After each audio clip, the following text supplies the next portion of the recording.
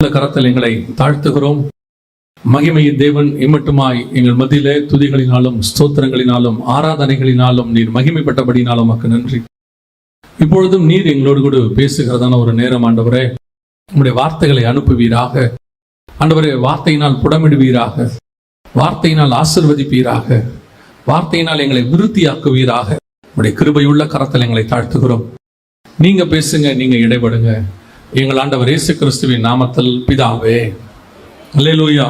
ஆதியாகமத்தின் புஸ்தகம் 15ஆம் அதிகாரம் 18 முதல் 21 வசனத்துல, அந்நாளிலே கர்த்தர் ஆபிரகாமோடு உடன்படிக்கை பண்ணி எகிப்தின் நதி துவக்கி ஐப்ராத் என்னும் பெரிய நதி முட்டும் உள்ளதும் கேனியரும் கெனீசியரும் கத்மோனியரும் ஏத்தியரும் பெரிஷியரும் ரெப்பாமியரும் எமோரியரும் கானானியரும் கிர்காசியரும் எபூசியரும் என்பவர்கள் இருக்கிறதுமான இந்த தேசத்தை உன் சந்ததிக்கு கொடுத்தேன் என்றார்.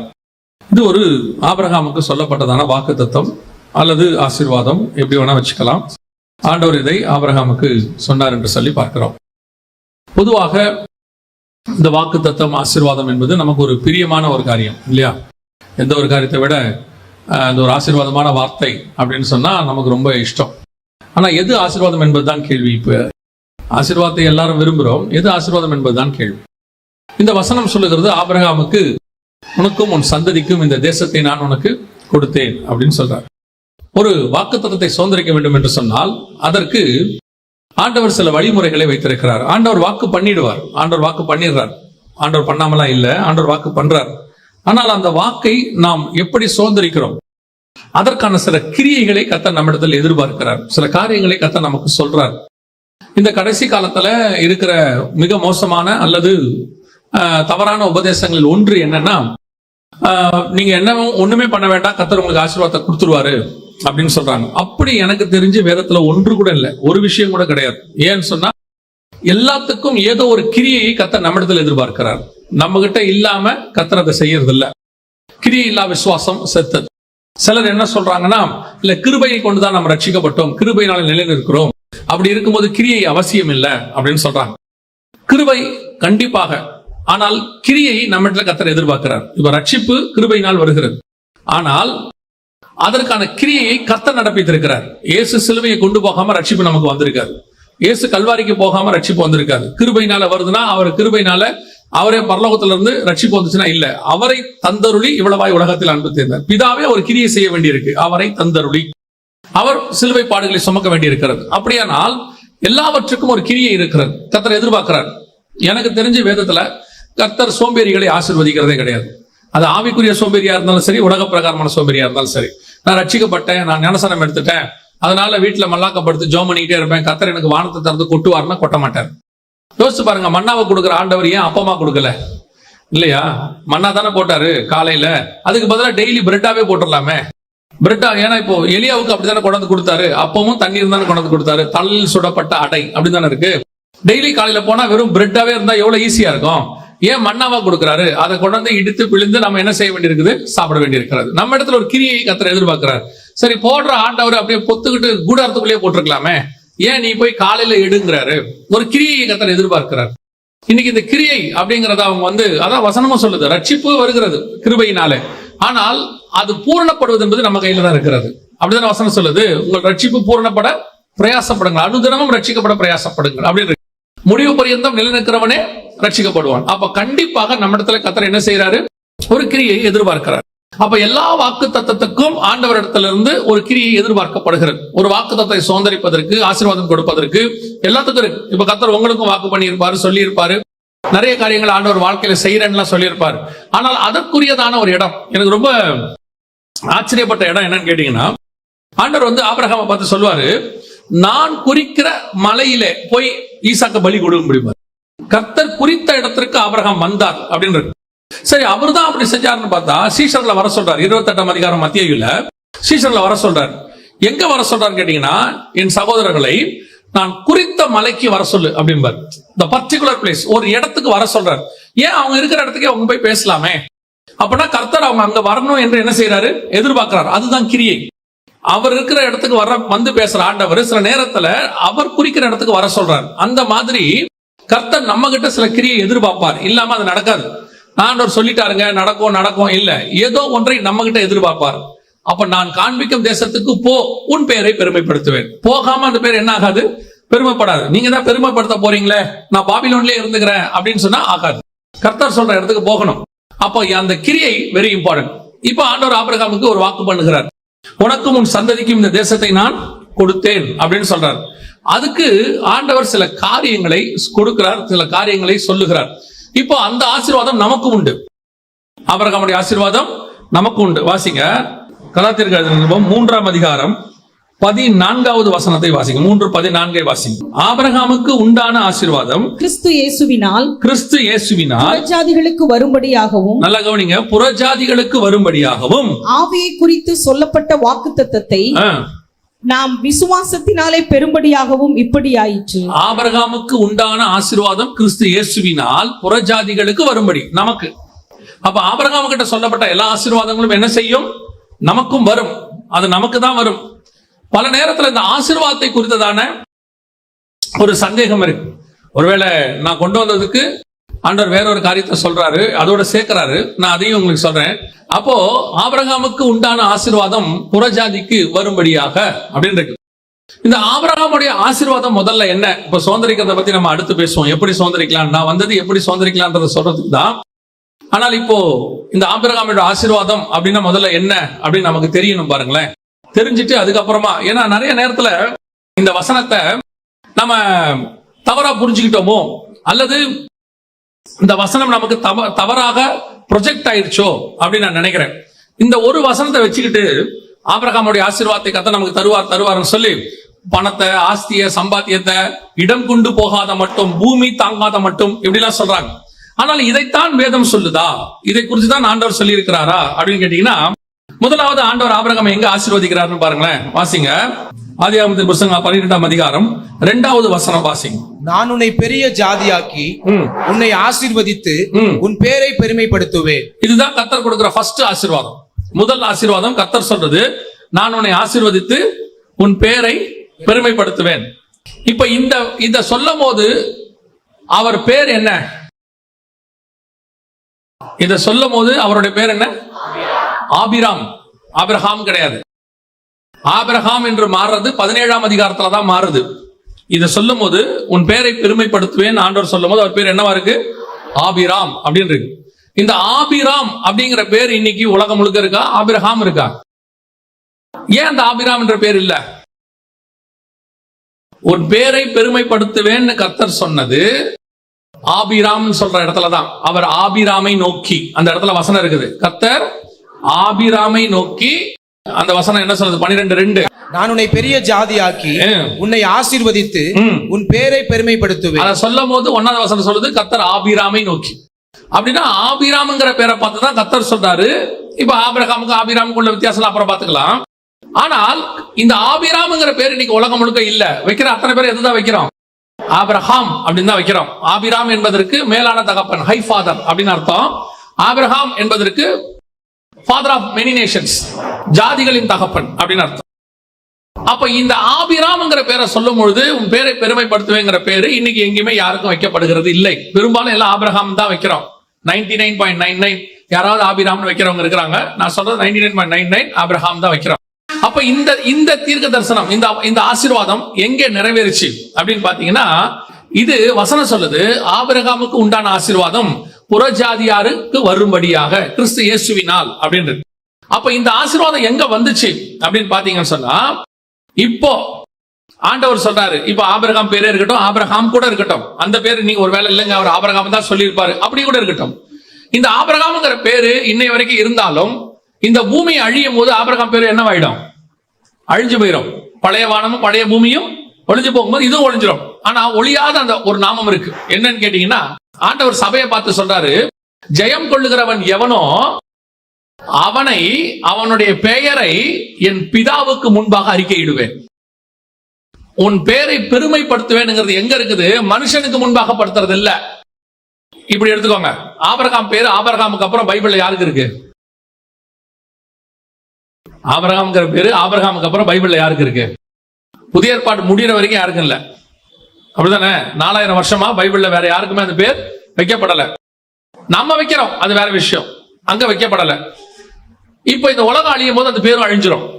ஆனா வசனம் சொல்லுது, உன் பேரை நான் எங்க பெருமைப்படுத்துவேன்னா இங்க இல்ல, இந்த பூமியில பெருமைப்படுத்துறது பெரிய விஷயமே இல்ல. உலகத்தான் பேர் கூட பெருமையாச்சு. அலெக்சாண்டர் பேர் இன்னைக்கு வரைக்கும் இருக்கு, அப்படிதானே?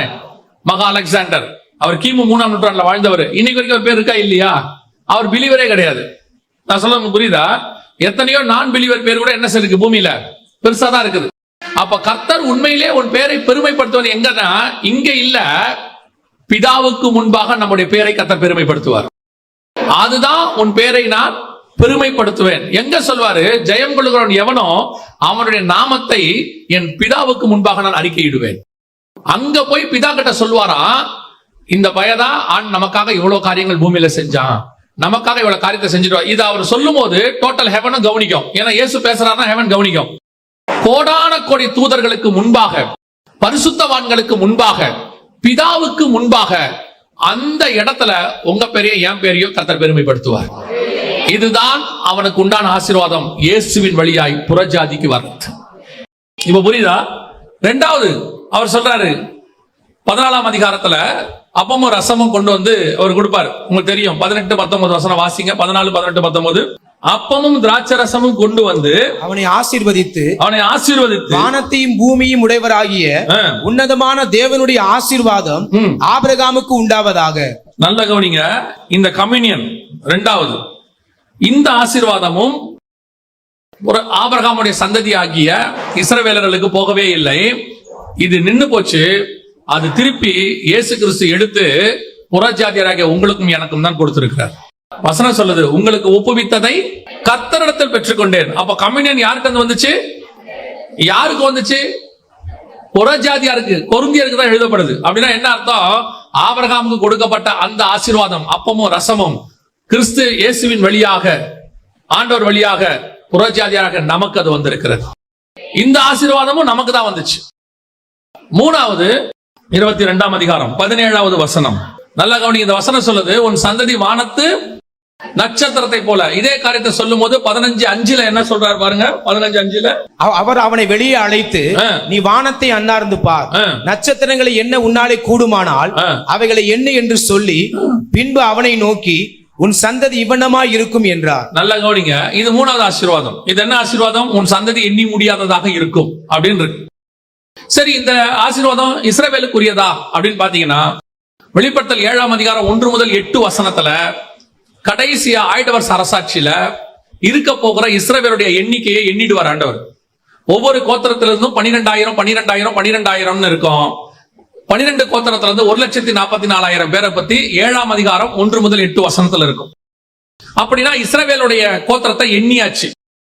எண்ணி முடியாததாக இருக்கும் அப்படிங்கிறது எண்ணப்பட்டு விட்டது. எங்கன்னா வெளிப்படுத்தல் 7:1 முதல் 8. அப்போ உன் சந்ததி வானத்து நட்சத்திரத்தை போல எண்ணி முடியாதாக இருக்கும் சொன்னது யார பத்தினா, அதே வெளிப்படுத்தல் 7ஆம் அதிகாரம் 9ஆம் வசனத்துல, இவைகளுக்கு பின்பு நான் பார்த்த போது சகல கோத்திரத்திலிருந்தும் ஜாதிகளிலிருந்தும் பாஷைக்காரிலிருந்தும் மீட்கப்பட்டதும் ஒருவரும் எண்ணக்கூடாததுமாகிய திரளான கூட்டமாகிய ஜனம், இவர்கள் யார் என்று சொல்ல கேட்டேன். பின்னாடி கீழே இருக்குது, இவர்கள் ஆட்டுக்குட்டியின் ரத்தத்தினால் தங்கள் வஸ்திரங்களை தோய்த்து வெளுத்தவர்கள்.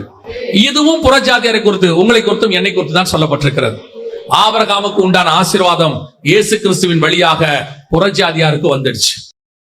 எல்லா ஆசீர்வாதமும் ஆபிரகாமுக்கு சொன்னது உங்களையும் என்னையும் நினைச்சுதான் கர்த்தர் சொன்னார். அது புறஜாதியாருக்கு என்று சொல்லப்பட்டது. எண்ணி முடியாத ஒரு பெரிய கூட்டம். அப்பமும் ரசமும் பேரை பெருமைப்படுத்துவேன். எதெல்லாம் ஆபிரகாமுக்கு ஆசீர்வாதம் கர்த்தர் சொன்னாரோ அதெல்லாம் சுதந்திரிச்சது நம்ம கூட்டம், நம்மளதான் இருக்குது. இன்னைக்கு நிறைய பேர் இதை ஸ்பிரிச்சுவல் பிளெஸிங்கா பார்க்காம உலக பிளெஸிங்கா பாக்குறாங்க. Worldly blessing. ஆண்டவர் எண்ணி முடியாத கூட்டமா இருக்கும்னு சொன்னாரு. அப்புறம் வந்துட்டு உனக்கு இந்த தேசத்தை கொடுப்பேன்னு சொன்னாரு. எதை வேணா எடுத்துக்கோங்க. இந்த தேசத்தை பத்தி பேசினா அந்த தேசமான்னு பாத்தீங்கன்னா பூமிக்குரிய தேசத்தை பத்தி இருக்காது. அது வசனம் சொல்லும், பரலோகத்தை பத்தி இருக்கும். எல்லாமே ஆபிரகாமின் ஆசீர்வாதம் அப்படின்னு ஆண்டவர் சொல்றது அத்தனையுமே புறஜாதியாருக்கு கொடுக்கப்படுகிறது. உங்களுக்கும் எனக்குமான ஒரு ஆசீர்வாதமாக இருக்கிறது. அப்படின்னா இதை சுதந்திரிப்பது எப்படி? இப்ப புரிஞ்சுக்கோங்க. ஆசீர்வாதம் என்பது நாட் அபவுட் மெட்டீரியல், இது ஃபுல்லி பேஸ்ட் ஆன் ஸ்பிரிச்சுவல். அப்போ உலக பிரகாரம் ஆசீர்வாதம் கிடையாதா அப்படின்னு கேட்டீங்கன்னா, வசனம் தெளிவா சொல்லுது, முதலாவது தேவனுடைய ராஜ்யத்தையும் அவர் நீதியையும் தேடுங்கள், பின்பு இவை யாவும் உங்களுக்கு கூட கொடுக்கப்படும். தானா வரும். இதை நீங்க கேட்க வேண்டிய அவசியமே இல்ல. இப்ப என்ன சொல்றோம்? இல்ல கேளுங்கள் அப்பொழுது உங்கள் சந்தோஷம் நிறைவா இருக்கும்படி உங்கள் பரமபிதா கொடுப்பாருன்னு இருக்குது. எதை பத்தி இருக்குதுன்னு பாருங்க. நீங்கள் கேளுங்கள், அதுக்கு முன்னாடி ஆண்டவர் சொல்றாரு, மீன் கேட்டால் பாம்பை தருவாரோ எல்லாத்தையும் சொல்லிட்டு நீங்கள் கேளுங்கள் அப்பொழுது உங்கள் பரமபிதா தருவாரு. எதை பத்தி தருவாரு? லூக்கால சொல்லுது, நீங்கள் கேளுங்கள் உங்கள் சந்தோஷம் நிறைவா இருக்கும்படி பரமபிதா பரிசுத்த ஆவியை தருவாருன்னு. இதத்தான் இதே வசனத்துல நம்ம வாசிச்சோம். கலாத்தியர் 3ல ஆபிரகாமுக்கு உண்டான ஆசீர்வாதம் இயேசு கிறிஸ்துவின் வழியாக புறஜாதியாருக்கு வரும்படியாகவும் பரிசுத்த ஆவியை குறித்த வாக்கு தத்தத்தை நாம் விசுவாசத்தாலே பெரும்படியாகவும் இப்படி ஆயிற்று. அப்படின்னா என்ன அர்த்தம்? ஆசீர்வாதம், வாக்கு தத்தம் எல்லாமே ஸ்பிரிச்சுவல், எல்லாமே கீழானவைகள், மேலானவைகள். இன்னைக்கு சபை இந்த கீழானத்தை நோக்கி திரும்பிடுச்சு, மெட்டீரியலிஸ்டிக்கா மாறிடுச்சு. இதையே போதனையா மாறி, இதையே ஆசீர்வாதமா மாத்தி, இதுதான் ஸ்பிரிச்சுவாலிட்டி அப்படின்னு ஒரு ராங்கா காட்டி விட்டாங்க. சோ இப்ப நம்ம முழுக்க முழுக்க எதுக்கு பின்னாடி ஓடிட்டு இருக்கிறோம்? கால் மிதிக்கும் தேசத்தை தருவார். என்ன சொல்றாரு? மிதிக்கிற தேசத்தை தருவார். நீங்க யோசித்து பாருங்க, கால் மிதிக்கிற தேசத்தை தருவார் ஆண்டவர் சொன்னாரு. இப்போ இங்க இந்தியாவில் கிறிஸ்தவம் வளர்ந்துருக்குதா குறைஞ்சிருக்குதான்னு கேட்டா, இந்தியா நம்ம கைக்கு 2000 வருஷத்துல வந்திருக்குதானா? வராது. ஏன்னா அவர் பேசுறது இந்திய தேசத்தை குறிச்சு அல்ல, அவர் பேசுறது பரலோகத்தை குறிச்சு. அவன் அதையெல்லாம் அதிலும் மேன்மையான பரம தேசத்தை அவன் நாடினான். எந்த ஒரு விஷயத்தை வேணா எடுத்துக்கோங்க, அது முழுக்க முழுக்க ஸ்பிரிச்சுவல். அப்படித்தான் பார்க்கணும். அப்படி இருந்தால்தான் அது உங்களுக்கு ஒரு ஆவிக்குரிய ஆசீர்வாதத்தை கொண்டு வரும். இல்லைன்னா உங்களுக்கு என்ன ஆகும்னு கேட்டீங்கன்னா, உங்களை அப்படியே மாயையான உலக பக்கம் திருப்பிடுவாங்க. நான் சொல்றேன், இந்த இயேசுவை நான் ஏற்றுக்கொண்டு, புறஜாதி மார்க்கத்துல இருந்து இயேசுவை நான் ஏற்றுக்கொண்டு கிட்டத்தட்ட ஒரு 33 வருஷம் ஆகுது. இந்த 33 வருஷத்துல நான் இயேசு கிட்ட தெரிஞ்சுக்கிட்டது ஒண்ணுன்னா, இந்த உலக ஆசீர்வாதங்கிறது இயேசுடைய பார்வைக்கு அப்படிங்கிற மாதிரி ஒரு சின்ன விஷயம். 5000 பேருக்கு சாப்பாடு 5 நிமிஷத்துல ரெடி பண்ணி கையில கொடுத்துருவாரு. மிச்சம் 12 நிறைய கூட நிறைய எடுக்க மாதிரி கர்த்தர் கொடுப்பார். அதெல்லாம் ஆண்டவருக்கு ஒரு பெரிய விஷயமே கிடையாது. அதுக்காக நாம இவ்வளவு கஷ்டப்படணும்னு அவசியமே இல்ல.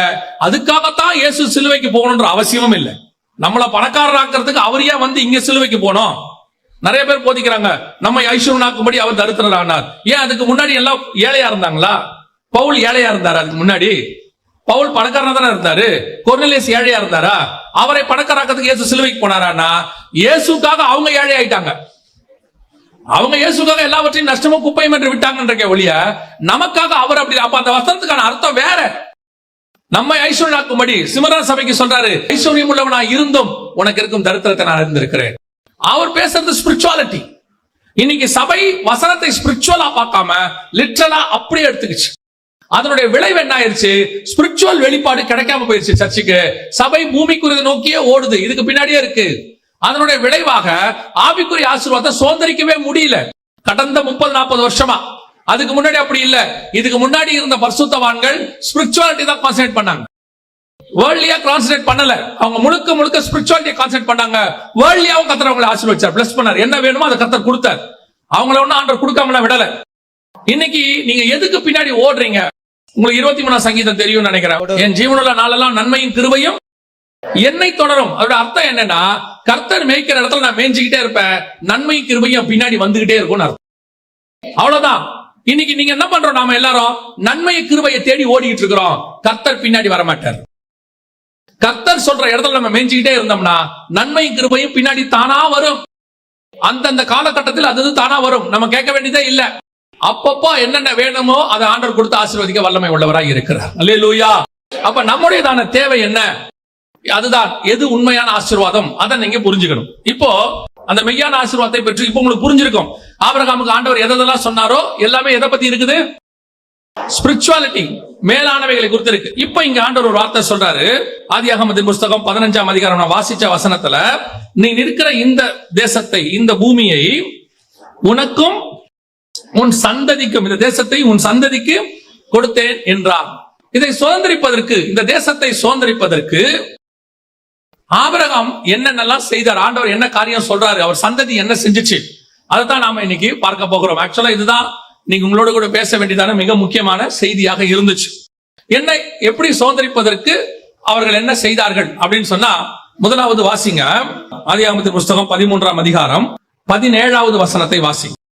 நீ எழுந்து தேசத்தின் நீளமும் அகலமும் எம்மட்டோ அம்மட்டும் நடந்து திரி, உனக்கு அதை தருவேன் என்றார். உனக்கு அதை தருவேன் என்றார். நல்ல கவனிங்க. முதலாவதாக ஆண்டவர் தேசத்தை சுதந்தரிப்பதற்கு கர்த்தர் கொடுக்கிற ஃபர்ஸ்ட் வேலை என்ன அப்படின்னா, நீ தேசத்தின் நீளம் அகலம் எந்த மட்டோ அந்த மட்டும் நடந்து திரி, அதை நான் உனக்கு தருவேன் என்றார். அப்ப நல்லா புரிஞ்சுக்கொள்ளுங்க, ஆண்டவர் உங்களுக்கு வாக்கு பண்ணினதுக்கு முதலாவது நாம் செய்ய வேண்டியது என்ன அப்படின்னு கேட்டீங்கன்னா, நடந்து திரி அப்படின்னு சொல்றாரு. காட் நம்ம கிட்ட ஒரு கிரியை எதிர்பார்க்கிறான்னு சொன்ன இல்லையா, அதுல ஃபர்ஸ்ட் பாயிண்ட் நடந்து திரி. நீங்கள் அதுக்கு செய்ய வேண்டிய ஒரு வேலை இருக்கு. இதுல ரொம்ப ஆச்சரியப்படுற ஒரு விஷயம் இருக்கு. நான் அந்த வசனத்தை வாசிக்கும் போது ரொம்ப ஆச்சரியமா எனக்கு இருந்துச்சு. அதை நீங்க தொடர்ந்து வாசிங்க. தேசத்து நீளம் அகலம் மட்டும் அந்த மட்டும் நடந்து திரி, அதை நான் உனக்கு தருவேன் என்றார். இப்ப கர்த்தர் என்ன பண்றாரு, அதனுடைய எல்லைகளை சொல்றாரு. அது எல்லை என்ன அப்படின்னு ஆண்டவர் சொல்றாரு. 15ஆம் அதிகாரம் 18வது வசனம் வாசி. அந்நாளில் கர்த்தர் ஆபிரகாமுடைய உடன்படிக்கை பண்ணி எகிப்தின் நதி துவக்கி ஐபிராத் நதி என்னும் பெரிய நதி மட்டும் உள்ளதும். இப்போ ஒரு எல்லையை குறிக்கிறார். எகிப்தின் நதி துவக்கி ஐபிராத், யூப்ரட்டிஸ் அண்ட் நைல் ரிவரையும் யூப்ரட்டிஸையும் எல்லையா குறிக்கிறார். ரெண்டு பக்கம் குறிக்கிறார். ஆனா இவர் இருக்கிறது உங்க புரிதலுக்காக சொல்றேன். யூப்ரட்டிஸ்ங்கிறது ஈராக்ல இருக்கு, நைலுங்கிறது ஈஜிப்ட்ல இருக்கு. ஆனா இவர் இருக்கிறது இஸ்ரேல்ல. இஸ்ரேலுக்குள்ள உட்கார்ந்து இருக்கிறாரு. உட்கார்ந்து இருக்கிறவர் பார்த்து கர்த்தர் சொல்ற வார்த்தை, நீ தேசத்தின் நீளம் அகலம் எந்த மட்டும் அந்த மட்டும் நடந்து திரி, அதை நான் உனக்கு தருவேன் அப்படிங்கிறார். இப்போ ஆபிரகாம் எழுந்திருச்சு போய் ஒரு கூடாரத்தை போட்டாரு அப்படின்னு சொல்லி பின்னாடி பாக்குறோம். 18ஆம் வசனம். அப்புறம் ஆபிரகாம் பெயர்த்து கொண்டு போய் எப்ரோனில் இருக்கும் மம்ரேயின் சமபூமியில் குடியிருந்து அங்கே கர்த்தருக்கு ஒரு பலிபீடத்தை கட்டினான். ஆனா அலைஞ்சு திரிஞ்சானான்னு பாத்தீங்கன்னா இல்ல. அலைஞ்சு திரிஞ்சானான்னு பார்த்தா இல்ல. ஆனா வசனம் சொல்லுது, ஐபிராத் நதி துவக்கி எகிப்து நதி வரைக்கும். இது எங்க எப்போ இந்த வாக்குத்தத்தம் நிறைவேறுச்சு, எப்படி இவர் கால்குலேட் பண்றாரு, எப்படி கொடுத்தாரு அப்படின்னு பாத்தீங்கன்னு சொன்னா, ஏன் இவர் ஐபிராத் நதியை பிக்ஸ் பண்றாரு? ஐபிராத் நதி மட்டும் அப்படின்ற யூப்ரட்டிஸ் ஏன் அதை பிக்ஸ் பண்றாரு அப்படின்னு கேட்டீங்கன்னா, வாசிங்க அப்போஸ்தலர் நடபடிகள் 7ஆம் அதிகாரம் 2ஆம் வசனம் வாசிங்க. அதற்கு அவன், சகோதரரே பிதாக்களே கேளுங்கள், நம்முடைய பிதாவாகிய ஆபிரகாம் காரானூரிலே குடியிருக்கிறதற்கு முன்னமே மெசபொத்தோமியா நாட்டில் இருக்கும்போது. மெசபொத்தோமியா எங்க இருக்கு தெரியுமா? மெசபொத்தோமியா ஈராக்.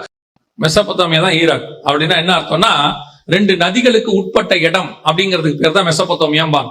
3 பக்கம் தண்ணி இருந்தா அதுக்கு பேரு தீபகற்பம்பாங்க. சுத்தி தண்ணி இருந்தா அதுக்கு பேரு தீவும்பாங்க.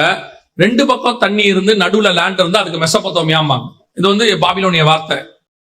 இவர் சொல்றாரு அப்போஸ்தலர் நடபடிகள் 7:2 காரானூரில் குடியிருக்கும் முன்னமே அப்படின்னா என்ன அர்த்தம்? ஆதியாகமம் 12:1-2 கர்த்தர் சொன்னார்ல, நான் காண்பிக்கும் தேசத்துக்கு போன்னு சொல்லும் போது ஆபிரகாம் காரான்ல தான் இருக்கிறார். அதுக்கு முந்தின வசனத்துல அவர் ஆரான் மட்டும் அங்கே தங்கி இருந்தார்னு இருக்கு. அவர் ஆரான்ல இருக்கிறார். ஆரான்ல இருக்கும் போது தான் ஆதியாகமத்துல கர்த்தர் பேசுறாரு, நீ எழுந்து எங்க போ, நான் காண்பிக்கும் தேசத்துக்கு போன்னு. ஆனா இங்க ஸ்தேவான் சொல்றாரு, அவர் அந்த காரானுக்கு வரத்துக்கு முன்னாடி, அந்த இடத்துக்குலாம் வரத்துக்கு முன்னாடி மெசபொத்தோமியா தேசத்தில் இருக்கும் பொழுதே, அது எங்க இருக்குது?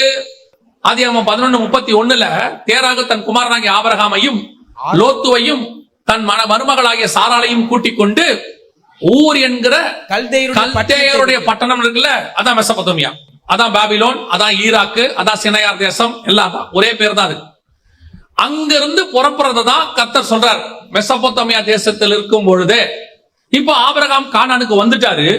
வரும்போது கர்த்தர் சொல்றாரு, தேசத்து நீளம் அகலம் எந்த மட்டும் எழுந்து திரிதி நட, அதை நான் உனக்கு தருவேன். ஆபிரகாம் போய் மம்ரேல போய் ஒரு பலிபீடத்தை கட்டிட்டார். இப்போ கர்த்தர் ஆபிரகாமுக்கு குறிச்ச எல்லையை நல்லா முடிவு பண்ணிக்கோங்க.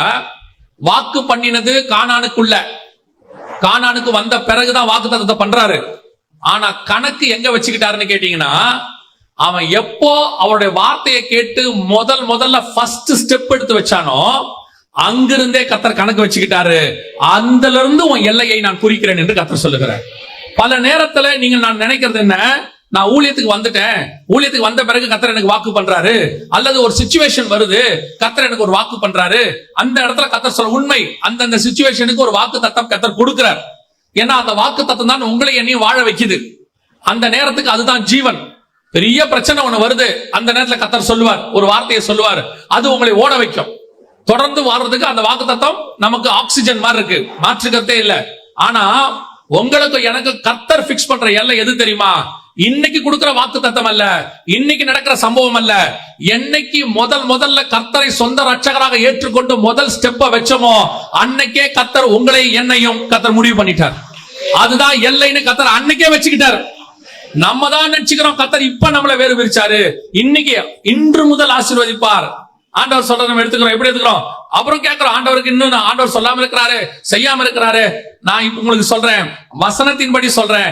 எங்க நீங்க முதல் கீழ்ப்படிதல் செஞ்சீங்களோ 20 வருஷத்துக்கு முன்னாடி, 30 வருஷத்துக்கு முன்னாடி, முதல்ல என்னைக்கு கர்த்தருக்கு ஒப்பு கொடுத்தீங்களோ அந்த செகண்ட், அந்த கீழ்ப்படிதலை பரலோகம் கணக்கு வச்சுக்கிச்சு. ஒவ்வொரு ஸ்டெப்பையும் கர்த்தர் கணக்கு வச்சிருக்கிறார். அன்னையில இருந்து ஒரு ஸ்டெப். அவன் கானானுக்கு வந்துட்டான், இஸ்ரவேல்ல வந்து உட்கார்ந்துட்டான், கூடாரத்தை போட்டுட்டான். ஆண்டவரே எனக்கு தேசத்தை எப்போ தருவீங்கன்னு கேட்கிறான் 15ஆம் அதிகாரத்துல. அதுக்கு எல்லைய சொல்றாரு, சினையார் தேசத்துல, அதாவது ஐப்ராத் நதியில வச்சிருக்கிறப்பா. எப்படி சொல்றீங்க ஆண்டவரே? நீ என்னைக்கு முதல்ல எனக்கு கீழ்ப்படிஞ்சியோ அன்னையில இருந்து நீ என் கணக்குல வந்துட்டடா. உன்னை பொறுத்த வரைக்கும் தான் இன்னைக்கு ஆசீர்வாதம். என்னை பொறுத்த வரைக்கும் நீ என்னைக்கு எங்கிட்ட வந்தியோ அன்னையில இருந்து உனக்கு ஆசீர்வாதம். அல்லேலூயா. அந்த தேவன் நம்முடைய தேவனாக இருக்கிறார். ஆபிரகாமின் ஆசீர்வாதம் புறஜாதியாருக்கு வரும்படிக்கு நீங்கள் நானும் என்னைக்கு முதல்ல இயேசுவை ஏத்துக்கிட்டோமோ அன்னையிலிருந்து ஆசீர்வாதத்துக்குள்ளதான் இருக்கிறோம். அன்னையிலிருந்து வாக்கு தத்தத்துக்குள்ளதான் இருக்கிறோம். அன்னையிலிருந்து அவருடைய எல்லைக்குள்ளதான் இருக்கிறோம். நாம நினைச்சுக்கிறோம் நடுவுல போறோம் வரோம். இதுல ஒரு இன்னொரு பெரிய விஷயம் என்ன தெரியுமா? அதே வசனத்துல திருப்பி சொல்றாரு பாருங்க. அந்த எல்லையை குறிக்கும் பொழுது ஆண்டவர் சொல்றத வார்த்தை பாருங்க. 15ஆம் அதிகாரத்துல அந்த வசனத்தை திருப்பி வாசிங்க. அந்நாளிலே கர்த்தர் ஆபிரகாமோடு உடன்படிக்கை பண்ணி எகிப்தின் நதி துவக்கி ஐப்ராத் என்னும் பெரிய நதி மட்டும் உள்ளதும். எந்த நதி துவக்கி? எகிப்தின் நதி துவக்கி. அப்படின்னா என்ன அர்த்தம்? ஆபிரகாம் எப்ப எகிப்து போனாரு? 13ஆம் அதிகாரத்துல பஞ்சம் வந்த உடனே ஆபிரகாம் எங்க போயிட்டாரு? எகிப்துக்கு போயிட்டாரு. எகிப்துக்கு போய் அங்க போய் பார்வோன்ட்ட பிரச்சனை வந்து ஆகார கூட்டிக்கிட்டு திருப்பி வந்துட்டார், கானானுக்கு வந்துட்டார். ஆனா இவர் என்ன சொல்றாரு? ஆபிரகாம், நீ என் சொல்லுக்கு கீழ்ப்படிந்து நீ எங்க போன? நீ அங்க இருந்து புறப்பட்டிய ஐப்ராத்துல இருந்து, அங்க இருந்தே கணக்கு வச்சுக்கிட்டேன். சில நேரத்துல நீ கொஞ்சம் அப்படி வழி விலகி வெளியே போன பாரு. வழி விலகி போய் அந்த இடத்துல வந்துட்டு எகிப்துல இருந்து திருப்பி வந்த பாரு. அந்த ஸ்டெப்பையுமே நான் கணக்கு தான் வச்சுக்கிட்டேன். உனக்கு அது சாபமாக முடியவில்லை. அதை மீண்டுமாக நான் ஆசீர்வாதமாய் மாத்தி அதையே உன் எல்லையாக நான் குறிச்சிட்டேன். எகிப்துக்கு அவன் அப்பதானே போனார், ஒரே தடவை தான் போனார் எகிப்துக்கு. அந்த ஒரு தடவை அவர் எகிப்துக்கு போன போது அவர் சொன்னாரு, எகிப்தின் நதி துவக்கி அங்கிருந்து ஆரம்பிச்சுக்கிட்டேன் ஆபிரகாம். பல நேரத்தில் நம்ம ஆவிக்குரிய வாழ்க்கையில பின்மாற்றம் அடைகிறோம், கொஞ்சம் பின்னாடி போறோம், கொஞ்ச நாள் ஆண்டவர் விட்டு தூரம் போறோம், திருப்பி வரோம், மனம் திரும்புறோம். நம்ம என்ன நினைச்சுக்கிட்டோம்? ஆண்டவர் விட்டு போயிட்டேன், இப்ப திருப்பி புதுசா வந்திருக்கிறேன். உண்மைதான், புதுப்பிச்சுட்டாரு எல்லாம். ஆனா அந்த இடைப்பட்ட காலம் இருக்குல்ல, அந்த பின்மாற்றம் அடைஞ்ச காலத்தை கர்த்தர் கணக்கு வச்சுக்கலையா? அதை கூட உனக்கு ஆசீர்வாதமா தான் மாத்தி கொடுக்கிறாராம். நான் என் தேவனை பொறுத்த வரைக்கும் நான் அனுபவிச்சதை சொல்றேன். நாம விழுந்தாலும் அந்த வீழ்ச்சிய கர்த்தர் நம்ம எப்படி தூக்கி எடுத்து ஆசீர்வாதமாய் மாத்துவார் என்பதை கர்த்தர் இருக்கு. அது தேவனால் முடியும். எப்படி முடியும் சொல்றீங்க? நான் உங்களுக்கு சொல்றேன். இப்போ இஸ்ரவேல் ஜனங்க கானானுக்குள்ள போனாங்க. போன உடனே அங்க பார்த்தா ராட்சதர்கள் இருந்தாங்க, ஜெயின்ஸ் இருந்தாங்க. பார்த்த உடனே இவங்களுக்கு ரொம்ப இதாயிருச்சு. ஐயோ, ஜெயின்ஸ் எல்லாம் இருக்கிறாங்க அப்படின்னு சொல்லிட்டு திருப்பி வந்துட்டாங்க. வந்த உடனே நம்ம ஆண்டவர் ஒரு வார்த்தை சொல்வாரு, நீங்க போய் 40 வருஷம் சுத்தி வாங்க பாரு. 40 நாள் சுத்தி பார்த்ததுக்கு என்ன பண்ணுங்க? இத பாக்குறதுக்கு எப்படி இருக்கும்னு தெரியுங்கன்னா, அவங்களை கர்த்தர் தண்டிச்ச மாதிரி இருக்கும். அவங்களுக்கும் எப்படி இருந்துச்சுன்னா, அந்த வழி மனமடி உண்டாக்கிட்டு இருக்கு என்னாகமத்துல. அந்த வழி அவங்களுக்கு என்ன உண்டாச்சு? மனமடிவு. என்னன்னா 40 வருஷம் சுத்தணுமா அப்படின்னு சொல்லி பார்க்கறதுக்கு நமக்கும் அப்படிதான் இருந்துச்சு. இந்த வேதத்தை நான் படிச்சதுல 2 காரியம் இருக்கு. ஒன்று, கிறிஸ்துவை அறிகிற அறிவன் பிலிப்பில் இருக்கும். அதுவே பேதுருல வரும்போது தேவனை அறிகிற அறிவன் இருக்கும். கிறிஸ்துவ அறிஞ்சாதான் நீங்க தேவனையே அறிய முடியும். என்னை அல்லாமல் ஒருவனும் பிதாவினிடத்துல வரான், என்னை கண்டவன் பிதாவை கண்டான். 2 அறிகிற அறிவு இருக்கு. அதுல ஒண்ணு கிறிஸ்துவை அறிகிறது. நான் இந்த 2 அறிவுல கிறிஸ்துவை அறிகிற அறிவுல பார்த்தது ஒண்ணு என்னன்னு கண்டுபிடிச்சானா, நம்ம பிதாவாகிய தேவன் வாயிலிருந்து சாபங்கிற வார்த்தை வரவே வராது. எப்படிங்க சொல்றீங்க? ஏன்னு சொன்னா அவர் டிசைன்லயே சாபம் இல்ல. உள்ள ஒண்ணு இருந்தா தானே வெளியே வரும். அவர் டிசைன்லயே சாபம் இல்ல. அவர் சாபமா சொல்ற எல்லா விஷயமும் ஏதோ ஒரு விதத்துல உங்களுக்கு எனக்கு ஆசீர்வாதமா தான் இருக்கும். அது நம்ம புரிஞ்சுக்கிறது கஷ்டம். எப்படிங்க சொல்றீங்க? இப்ப நிறைய பேர் சொல்லுவாங்க, இப்போ ஆண்டவருடைய ஆதாம பார்த்து சொன்னாரு, நீ சாகவே சாவாய். அந்த மரணம் ஆசீர்வாதங்கிறீங்களா சாபங்கிறீங்களா? ஒருவேளை மனுஷன் அந்த நன்மை தீமை அறிந்த கனியை சாப்பிட்டுட்டு சாகாம ஜீவனோடு கூட இருந்தானா அவன் பிசாசா மாறிடுவான். தீமையோட என்றைக்கும் உயிரோட இருந்தா அவன் பேர் என்னது? பிசாசு. அவனை மனம் திரும்பணும்னா அவனுக்கு மரணம்ங்கிறதான ஒரு டெஸ்டினேஷன் வச்சாரு. இப்ப கூட பாருங்க, எதுக்குள்ள நீங்களும் ரட்சிக்கப்படணும்? மரணத்துக்குள்ள ரட்சிக்கப்படணும், மரணத்துக்குள்ள ஞானஸ்நானம் எடுக்கணும். இந்த மரணம் தான் டெஸ்டினேஷன். பாவம் செய்யாம இருக்கும் போது மரணம் கிடையாது, மரணம் சமமா இருக்கு. ஆனா பாவம் செஞ்சிட்டீங்களா, அந்த மரணம் தான் நமக்கு மிகப்பெரியதான ஒரு டெஸ்டினேஷன். இப்ப நீங்க மரணமே இல்ல, ஒரு ஆள்கிட்ட போய் சுவிசேஷம் சொல்றீங்க, என்ன சொல்லுவீங்க? இயேசுவை ஏத்துக்கோப்பா, உன் பாவம் மன்னிக்கப்படும், மன்னிக்கப்பட்டு பரலோகத்துக்கு போவே, அதான் மரணமே இல்லையே. நரகத்துக்கு போவே, அதான் மரணமே இல்லையே. எங்கேயுமே போக மாட்டோமே, அப்புறம் எதுக்கு ரட்சிக்கப்பட போற? நீ சாவறதுக்குள்ள, அதான் சாவே இல்லையே. அப்ப அந்த மரணம் என்பது கர்த்தர் பிக்ஸ் பண்றது. ரெண்டாவது சொல்வாரு, நெத்தி வேர்வை நிலத்துல விழும், நீ விழுந்து சாப்பிடுவ, அந்த வேர்வையில சாப்பிடுவ. நிறைய பேர் அதை சாபம்ங்கிறாங்க. கர்த்தர் ஏன் அதை சொன்னாருன்னா, இப்ப நீ பாவம் செஞ்சுட்ட, இனிமேட்டு உன் உடம்புல வந்து வியாதி வரும், பலகீனம் வரும். நீ வாழ்ற வரைக்கும் வியாதி இல்லாம வாழ்றதுக்கு அந்த உழைப்பு வேர்வை தான் நல்லது. நீ அதை பிக்ஸ் பண்ணிக்கோ, அது உனக்கு நல்லது. இப்ப பாருங்க, நம்மால அத்தனை பேருடைய மைண்ட் செட் என்ன? வேர்வை இல்லாம வேலை பார்க்கணும், ஒயிட் காலர் ஜாப். ஏசியில போய் உட்காந்து வேலை பார்க்கணும், ஃபேனுக்கு கீழே வேலை பார்க்கணும். கரெக்ட். எல்லாம் வேலை பார்த்துட்டு 40 வயசுக்கு மேல டாக்டர்கிட்ட போனோம்னா டாக்டர் சொல்றாரு, நல்ல வேர்க்க விறுவிறுக்க வாக்கிங் போங்க, நல்ல வேர்க்கட்ட உடம்பு, நல்லா வாக்கிங் போங்க. இவன் வேலையை தனியாவும் வாக்கிங்க தனியாவும் செய்யறான். கர்த்தர் சொல்றாரு, ரெண்டையும் சேர்த்தே செஞ்சிருன்னு சொன்னார். அவ்வளவுதான். நல்லா கவனிச்சு பாருங்க, இந்த டெக்னாலஜி வரதுக்கு முன்னாடி நல்ல வேலை பார்த்துக்கிட்டே இருப்பாங்க. 70-80 வயசு வரைக்கும் சுகர் கிடையாது, பிபி கிடையாது, எது கிடையாது.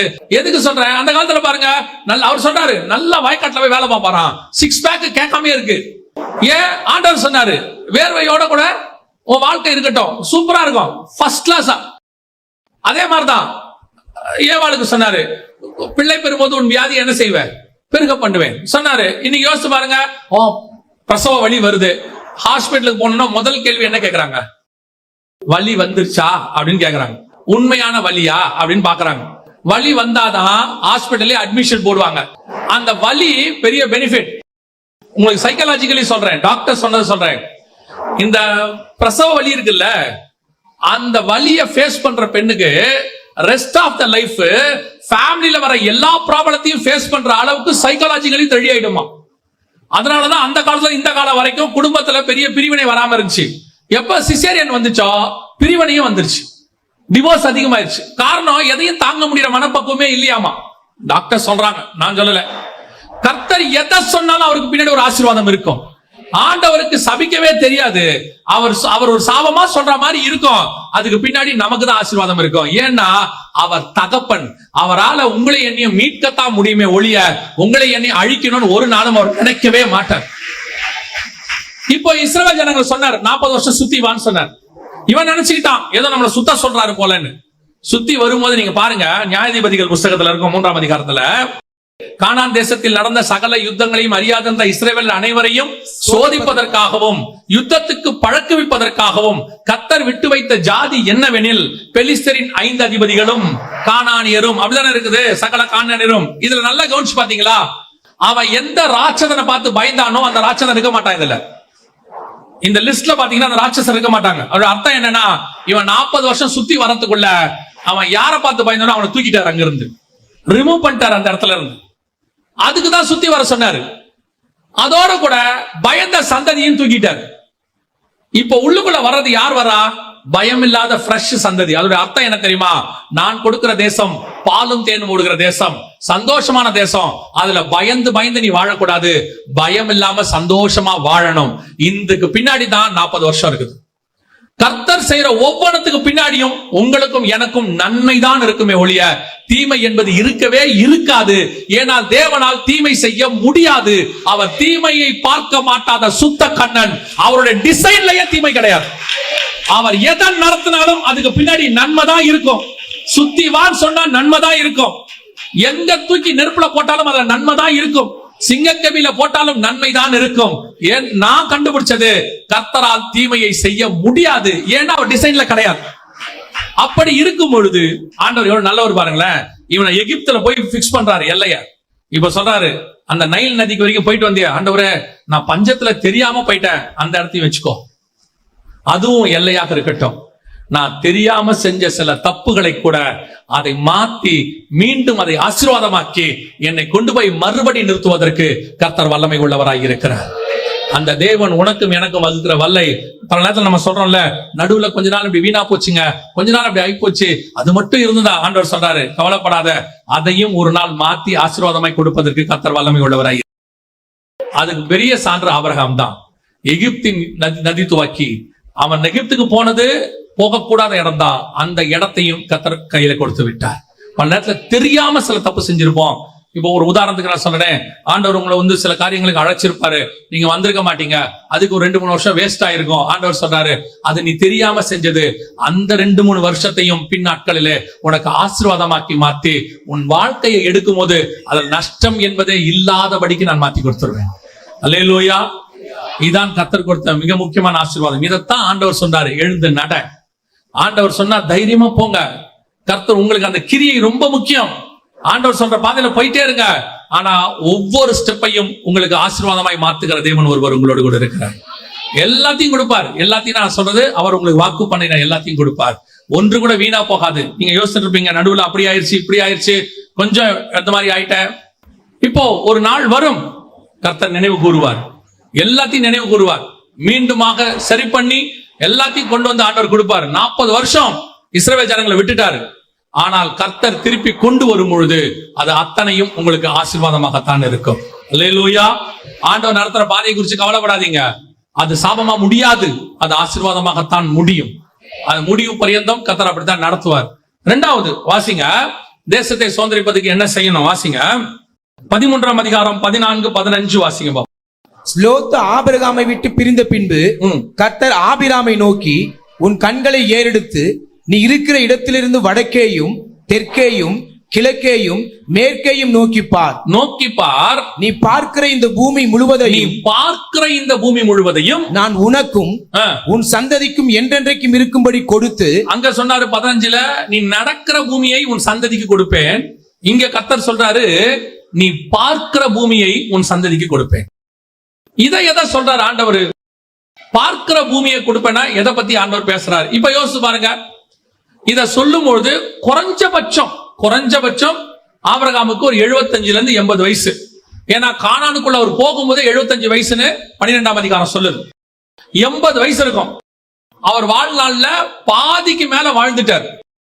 இப்ப கர்த்தர் சொல்றாரு, நீ பார்க்கிற பூமியை தருவேன். எவ்வளவு தூரம் அவரால் பார்க்க முடியும்? எவ்வளவு தூரம் பார்க்க முடியும்? யோசித்து பாருங்க. ஒரு 500 1/2 கிலோமீட்டர் பார்க்க முடியுமா? 1 கிலோமீட்டர், ஒரு 10 கிலோமீட்டர் பார்க்க முடியுமா உட்கார்ந்து அவர் இருக்கிற இடத்துல இருந்து? ஆண்டவர் சொல்றாரு, நீ பார்க்கிற பூமியை நான் உனக்கு தருவேன் அப்படின்னு சொல்றாரு. ஆபிரகாமின் ஆசீர்வாதம் யாருக்கு வரணும்? புறஜாதிக்கு வரணும். எதுன்றது உங்களுக்கு புரியணும், அதுக்கு தான் சொல்றேன். இப்ப கானானுக்குள்ள இருந்து கர்த்தர் சொல்றாரு, நீ பாரு, நீ பார்க்கிற இந்த பூமியை நான் என்ன செய்வேன், உனக்கு தருவேன் அப்படிங்கிறார். இப்ப ஆபிரகாம் ஏஞ்சி பார்த்தாருன்னா எவ்வளவு தூரம் தெரிஞ்சிட போகுது? என்னதான் நீங்க ரொம்ப ஐ ஷார்ப்பா இருந்தாலும், எவ்வளவு பர்ஃபெக்டா இருந்தாலும், ஒரு 2-3 கிலோமீட்டர் தெரியுமா? ஒரு 5 கிலோமீட்டர் தூரத்துல தெரியுமா? அதுக்கு மேல என்ன செய்யாது, தெரியாது. ஆனா கர்த்தர் பிக்ஸ் பண்ணது எல்லை என்னன்னு பார்த்தா ஐப்ரத். கர்த்தர் பிக்ஸ் பண்ணது எகிப்து. அது நடந்தது. ஆனா பார்க்கிறது என்ன தெரியுமா? பார்க்கிறதுன்னு சொல்லிட்டா, நீ பார்க்கிற பூமியை நான் உனக்கு தருவேன், கிழக்கு மேற்கு தெற்கு வடக்குன்னு சொல்லிட்டா, இந்த பக்கம் 2 கிலோமீட்டர், இந்த பக்கம் 2 கிலோமீட்டர், சுத்தி 4 கிலோமீட்டர், மொத்தமே சுத்தளவு 8 கிலோமீட்டர் 10 கிலோமீட்டருக்குள்ள தான் இருக்கும். இதைத்தான் கர்த்தர் சொன்னாரா? இதுதான் வாக்கு தத்தமானா? அது அல்ல. ஆபிரகாம பார்க்க சொன்னது வேற, ஆபிரகாம் பார்த்ததும் வேற. வாசிங்க, எபிரேயருக்கு நிருபம் 11ஆம் அதிகாரம் 13வது வசனத்தை வாசி. இவர்கள் எல்லாரும் வாக்குத்தத்தம் பண்ணப்பட்டவைகளை அடையாமல், இவன் தான் வந்துட்டானே, வாக்குத்தத்தம் பண்ணப்பட்ட அடையாமல்னா இவர் தான் கானானுக்குள்ள வந்துட்டாரே.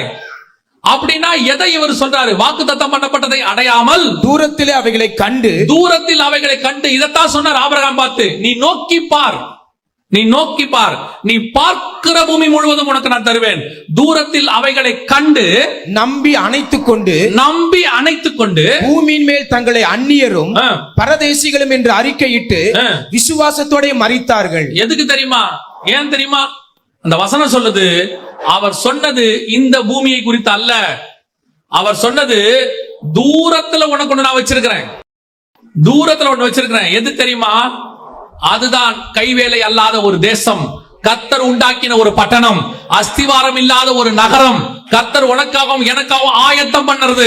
அதைத்தான் ஆபிரகாம் பார்த்து சொல்றாரு, தூரத்தில் அவைகளை கண்டு நம்பி அணைத்து கொண்டு விசுவாசத்தோட மறைத்தார்கள். அப்படின்னா கர்த்தர் உங்களுக்கு எனக்கு சொல்ற இரண்டாவது என்ன தெரியுமா?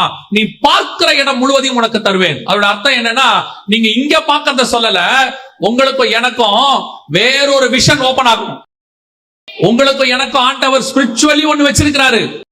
அந்த விஷன் ஓபன் ஆகி அதை பார்க்கிறவர்களாய் நீங்க மாறும்போது மட்டும்தான் உங்களுடைய வாக்கு தத்தம் நிறைவேறும். இன்னைக்கு நாம முழுக்க முழுக்க அழிகிறதையே பார்க்கிறோம். ஒரு லேண்ட் அரை கிரவுண்ட் இல்ல ஒரு கிரவுண்ட், அவ்வளவுதான். இதுதான் நம்முடைய மொத்த ஆசையுமே. இது அல்ல ஒரு அரை கிரவுண்ட், ஒரு கிரவுண்ட், 1 ஏக்கர், 2 ஏக்கர், 3 ஏக்கர், இது அல்ல. உங்களுக்கும் எனக்கு இன்னொரு விஷன் வரணும். எந்த விஷயம் தெரியுமா? அத்தனை பேருக்கும் பைபிள்ல கவனிச்சு பாருங்க, 2 விஷயம் இருக்கும், 2 தரிசனம். ஒன்று தற்காலத்தில் இருக்கக்கூடிய இந்த தரிசனம், இப்ப நீங்க செய்ய வேண்டியது.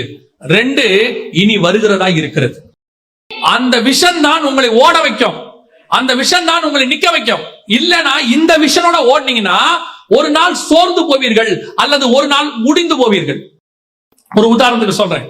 இப்போ உங்களுடைய விஷன் இதுவா இருக்குன்னு வச்சுக்கோங்களேன், கானான் தான் விஷன். இப்ப நேரா கானானுக்கு யோசுவா போயிட்டாரு. இதுக்கப்புறம் அவர் என்ன பண்ண போறாரு? கானானுக்கு போயாச்சு, அதுக்கப்புறம் அவர் என்ன பண்ண போறாரு?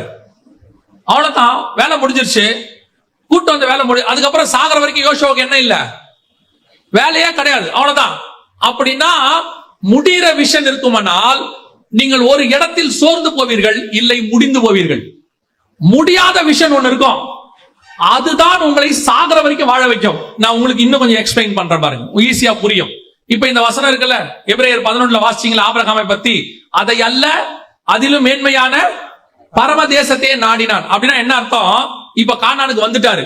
ஃபர்ஸ்ட் விஷன் என்ன?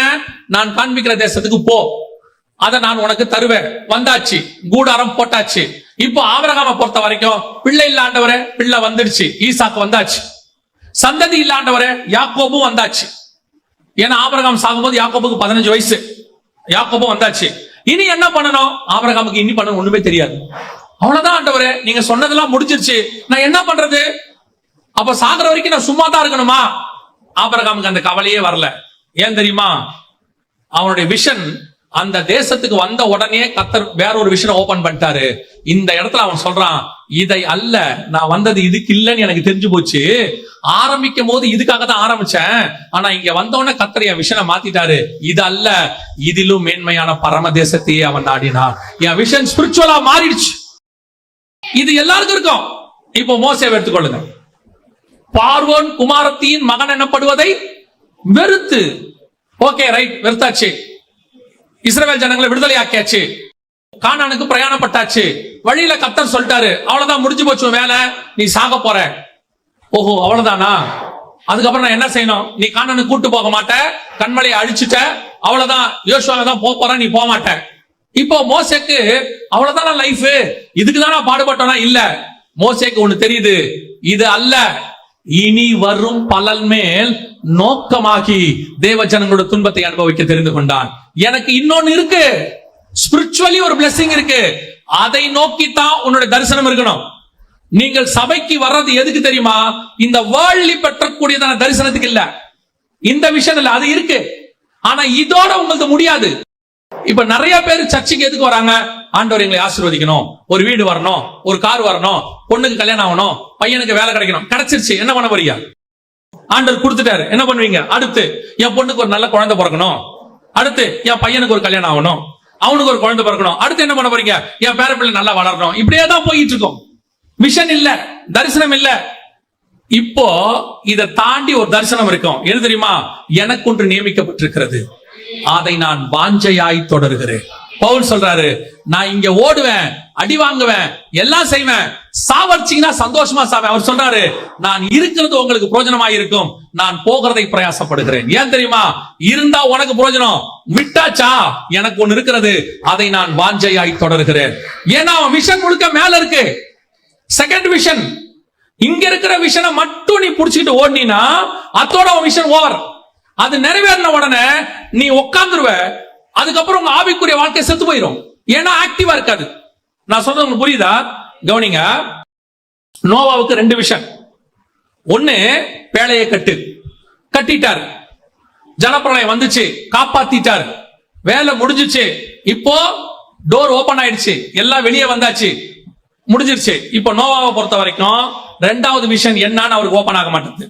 ஆனா கர்த்தர் சொல்றாரு அவகிட்ட, நோவாவையும் 9ஆம் அதிகாரம் ஆதியாகமத்தின் புஸ்தகம் 1-2 வசனங்களை வாசிங்க. நோவாவையும் அவன் குமாரரையும் ஆசீர்வதித்து, நீங்கள் பலுகி பெருகி பூமியை நிரப்புங்கள், உங்களை பற்றிய பயமும் அச்சமும் பூமியில் உள்ள சகல மிருகங்களுக்கும் ஆகாயத்தில் உள்ள சகல பறவைகளுக்கும் உண்டாயிருக்கும், பூமியிலே நடமாடுகிற யாவும் சமுத்திரத்தின் மச்சங்கள் யாவும் உங்களுக்கு கையளிக்கப்பட்டன.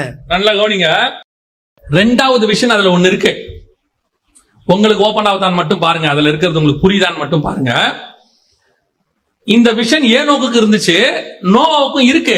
பட் நோவா புரிஞ்சிக்காம இருக்காரு. இப்ப நான் சொல்ற வசனத்தை வாசிங்க, உங்களுக்கு புரியுதான்னு மட்டும் பாருங்க. 9ஆம் அதிகாரம் 11 இருந்து வாசிங்க பாப்போம். இனி மாம்சமானவைகளை எல்லாம் ஜலப்பிரளயத்தினால் சங்கரிக்கப்படுவதில்லை என்றும், பூமியை அழிக்க இனி ஜலப்பிரளயம் உண்டாவதில்லை என்றும் உங்களோட என் உடன்படிக்கையை ஏற்படுத்துகிறேன் என்றார்.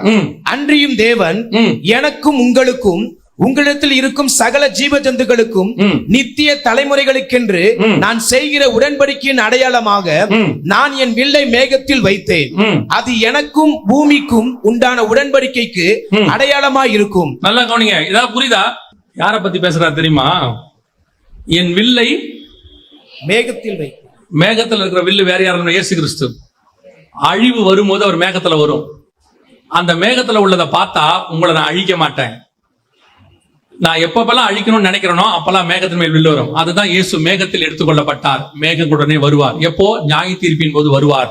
நியாய தீர்ப்பில கிருபை மேன்மை பாராட்டு. அந்த மேகத்துல வரவர் அவர்தான். இந்த விஷயம் உங்களுக்கு இன்னும் புரியணும்னா வெளிப்படுத்தின விசேஷம் 4ஆம் அதிகாரம் 3வது வசனம் வாசிங்க. வீற்றிருந்தவர் பார்வைக்கு வஜ்ரக்கல்லுக்கும் பதுமராகத்துக்கும் ஒப்பாயிருந்தார். அந்த சிங்காசனத்தை சுற்றி ஒரு வானவில் இருந்தது. அது பார்வைக்கு மரகதம் போல் தோன்றிற்று. ஏன் தெரியுமா? மரகதம்னா 12 கல் இருக்கு. 12 கல்லுல 4வது கல்லு தான் யூதா கல்லு தான் மரகதம். அது பார்வைக்கு மரகதம் போல் இருந்ததுன்னா யூதா கோத்திரத்தில் வரக்கூடியதான உடன்படிக்கை அது சிங்காசனத்தை சுற்றிலும் இருந்தது. அதுதான் மேகத்துல வரும். அது மேகத்துல வரும்போது கர்த்தர் அழிக்க மாட்டார். இந்த வில்லை தான் கர்த்தர் மேகத்துல வச்சாரு. உனக்கும் எனக்கும் நடுவுல, வானத்துக்கும் பூமிக்கு நடுவுல அது மத்தியஸ்தம், நடுவுல வைக்கிறேன்னு சொன்னார்.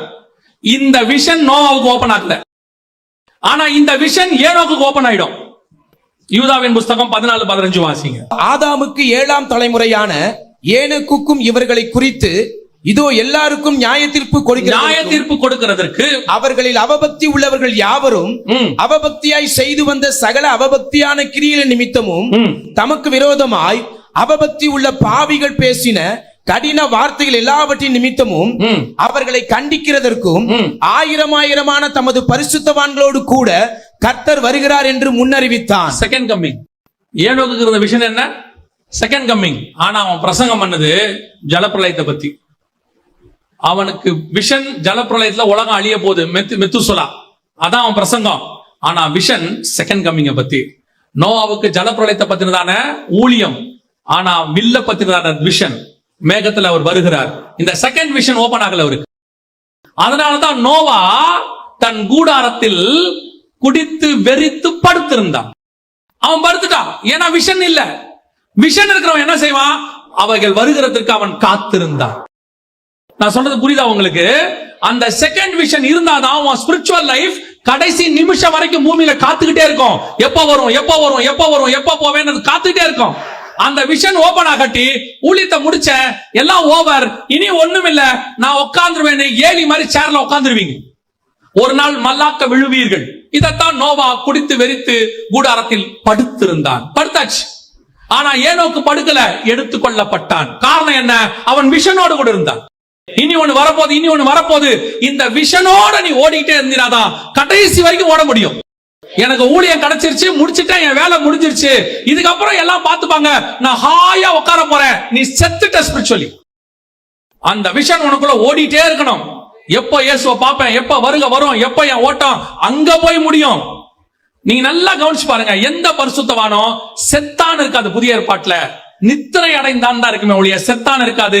பழைய ஏற்பாட்டுல அத்தனை பேரும் மரித்தான் இருக்கும். காரணம் என்ன தெரியுமா? அவன் விஷன் முடிஞ்சிருச்சு, அவ்வளவுதான், அதுக்கப்புறம் ஒண்ணும் இல்ல. ஆனால் ஆபிரகாமை பத்தி கர்த்தர் சொல்வாரு, அவன் ஜீவனுள்ளோர் தேசத்தில் இருக்கிறவன். உங்களுக்கும் எனக்கும் அதுதான் கர்த்தர் சொல்றார், நீ பார்க்கிறதை நான் உனக்கு தருவேன். உன் விஷன் எதுவா இருக்குது? நீங்க எதை பாக்குறீங்க? இங்கேயே பார்த்துக்கிட்டு இருக்கிறோம். இதுவும் கிடைக்குது, கிடைக்காமலாம் இல்ல. என்ன கிடைக்காம இருந்துச்சு? இங்க நம்ம என்ன ஆசைப்பட்டோமோ அது கிடைக்குது. ஏதோ ஒரு நாள் கிடைக்குது. 50ல கிடைக்குதோ, 40ல கிடைக்குதோ, 60ல கிடைக்குதோ, இல்ல உங்க பையனுக்கு கிடைக்குதோ. சொல்லுவாங்க, அவங்க அப்பா நீதிமானா இருந்தாருங்க, அவன் நிமித்த கர்த்தருக்கு பிள்ளை ஆசீர்வதிச்சாரு, நல்ல வீட்டுல இருக்கிறான், கிடைச்சிருச்சு, அவன் சந்ததிக்கு கிடைச்சிருச்சு. ஆனா இதானா? இது அல்ல. வாசிங்க 2ஆம் அதிகாரம் 10வது வசனம் வாசிங்க, 9-10 வாசிங்க. எழுதியிருக்கிறபடி தேவன் தம்மில் அன்பு கூறுகிறவர்களுக்கு ஆயத்தம் பண்ணினவைகளை. நல்ல கவனிங்க, இதுதான் சொல்றேன். செகண்ட் விஷன், இதான் 2வது தரிசனம்.